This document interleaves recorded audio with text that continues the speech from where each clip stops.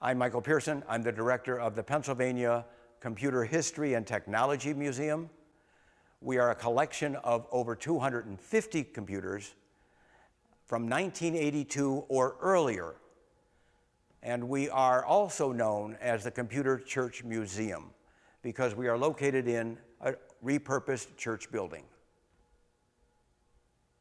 Back in 1911, a man named Frick, who was an investor and interested in information management, put together 3 companies that were information leaders of their time. One was, oddly enough, the Computing Scale Company of Dayton, Ohio. And this computing scale, you see here 2 models. One is from the early 1900s. This was very popular with the customers, and it was from a fancy store, but it was popular for the customers because they could see the weight on their side. This other model is older. It's from around 1890, from the same company, and it actually has weights with numbers that you can put on them, and you would put the weight to counter whatever it was that you were weighing. This company, along with a second company, was merged in order to form IBM, and this was the International Time Recording Company. You probably heard of punch clocks. You punch in when you go to work and you punch out when you go to work. This is where that came from. The punch clock is, this particular one has 50 employees. You would come in, choose your number, let's say your number, employee number 45, you'd line it up with a hole, and then you'd punch it in. The clock, which would be running at the time, obviously, would then take note of when you came in, and it would store here the information. Watch when I turn to employee number 13. It turns to employee number 13. You can see here green ribbon and red ribbon. If you were late, your time got punched in red ink.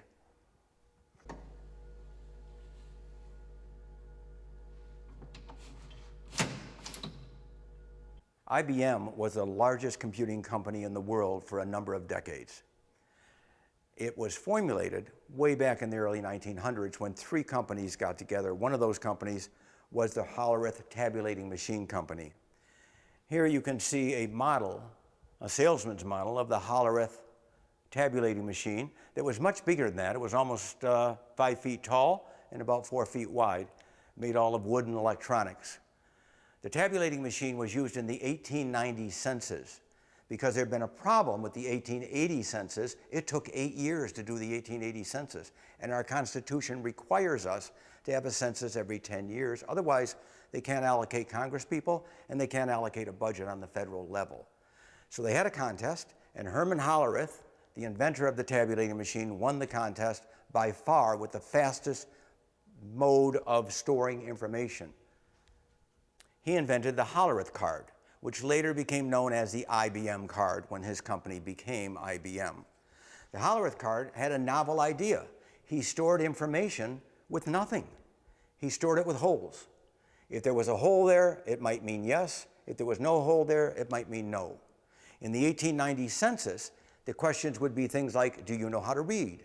A hole or no hole? Were you a Union soldier or were you a Confederate soldier?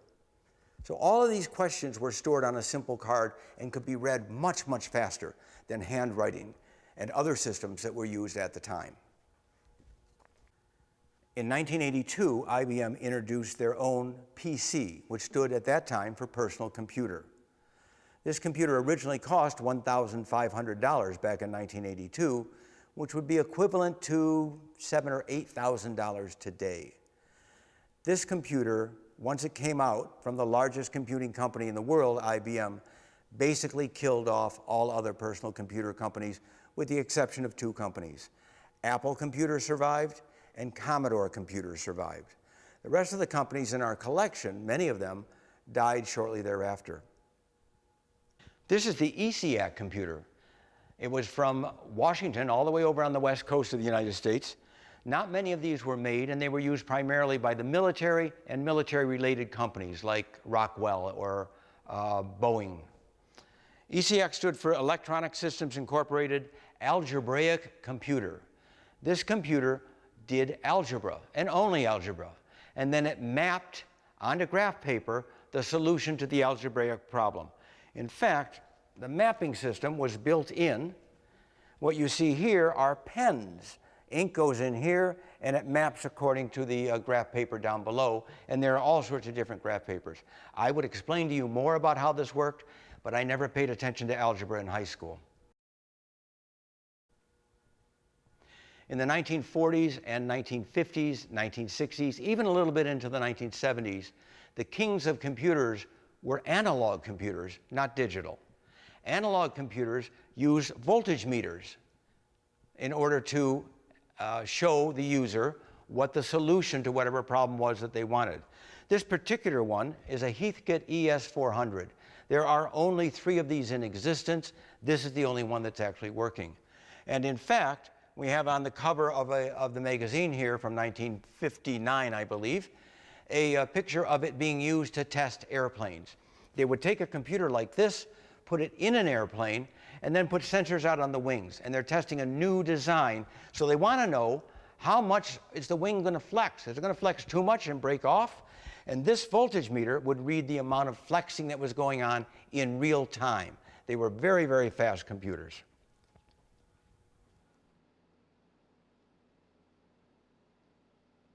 In the 1950s, if you had a child who was interested in computer, these are the kind of kits and projects that you could buy for them. A number of companies made these, some very famous companies, including General Electric. These are all from about 1959. I think there's one from 1955 here. And they had names like the Brainiac and the Geniac, electronic computing kit, and the Calculo analog computer. One of the ways you can tell it's analog is that it has the voltage meter to let you know whether your solution was at the low end or the high end. What you see here are the Donner 3500. There aren't very many of these that are known to exist. We have 2 in our collection here. They're slightly different models. What's interesting here is you can see how they're programmed. They aren't programmed with a flash drive. They aren't programmed with a hard drive. They're programmed with these wires. If you wanted to analyze, maybe the CIA would use a computer like this to break Russian codes. Let's say they wanted to break the Russian Army code. They would put the wires in to break that code. And then they'd have to pull all the wires out and put new wires in if they wanted to break the Russian Navy code. So these were all programmed by using wires, nothing else. One of the largest analog computing companies in the United States was EAI, Electronic Associates Incorporated, located in northern New Jersey. I think it was Longwood, New Jersey. They made some of the computers you've seen, but they've also made this computer, another analog computer. But it doesn't look like the other analog computers with voltage meters. This one was a pilot training computer. And in New Jersey, you could use it for 10 hours of your flying time. It included a cassette recorder and your ability to talk, at least you would pretend to talk.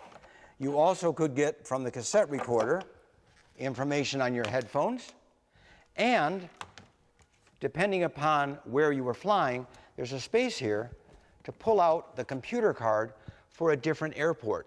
So this might be O'Hare Airport in Chicago, or I might put in another card if I was going to practice for Newark Airport up in New Jersey.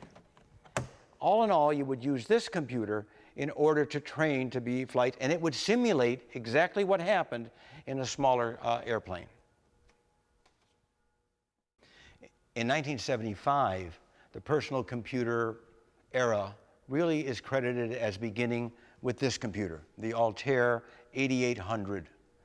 This is a digital computer, and as you can see, it isn't like computers nowadays. There's no monitor with it right now. There's no keyboard with it. You entered your information by hitting these switches, and you read your results by looking at the 8 bits or 8 dots lights along the top here. This was quickly followed up later on the same year with an Altair 8800A. They made the switches a little bit flatter so you wouldn't hurt your fingers on the switches. And this kit cost about $775 back in 1975. And then we have a smaller version.